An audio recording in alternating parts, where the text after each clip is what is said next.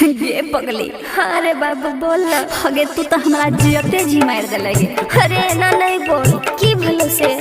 ये रात सपना में देख लिए तोरा खातिर हम मर गेलिए और तू हमारा चिता में आग लगबे रहे। अरे बाबू किए ना बोले छी, शुभ शुभ बात बोल ना। हईले सुन रही हमारा याद, रात सुतला में सपना देख लिया गे नींद से गेलिया जाग।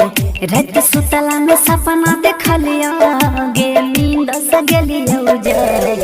हम तोरा खातिर गई मोरा गेलिया तू दई रही हमारा याद। हम तोरा खातिर गई मोरा गेलिया तू दई रही हमारा याद।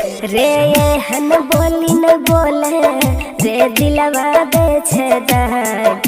रे तोरा मरे से पहले पगल के चिता में लगत आग। रे तोरा मरे से पहले पगल के चिता में लगत आग। हम तोरा खातिर गई मोरा गेलिया तू दई रही हमारा याद।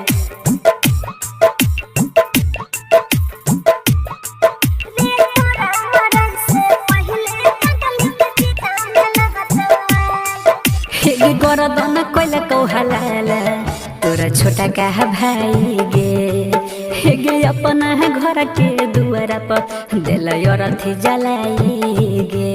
दिल अरथी जलाई गे, दिल अरथी जलाई रे शुभ शुभ बात बोले नहीं बोले बात मौत के। रे छीन लेबो यमराज से जब यही ते बात इजात के। अफसोस भेलै बड़ी हमारा, अफसोस भेलै बड़ी हमारा जब दोसरा संग गेल भाग। हम तोरा खातिर गई मोरा गेलिया तू दई रही हमारा याद। रे तोरा मरे से पहले पगल के चिता में लगत आग। हम तोरा खातिर गई मोरा गेलिया तू दई रही हमारा याद।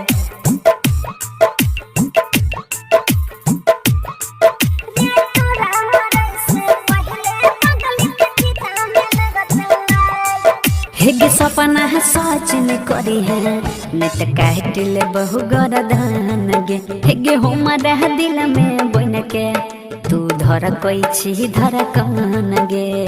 धर कोई छी धर कान गे, धर कोई छी धर कान गे। हेरे नाव संग लाल यारवा नहीं जीवो तोरा बिन रे। जके सुनो सुमन से कही देते शादी एक दिन रे। हेगे दी होने होश में हमें, हेगे दी होने होश में हमें गेला रही दाती लागे। हम तोरा खातिर गई मोरा गेलिया तू दई रही हमारा याद। रे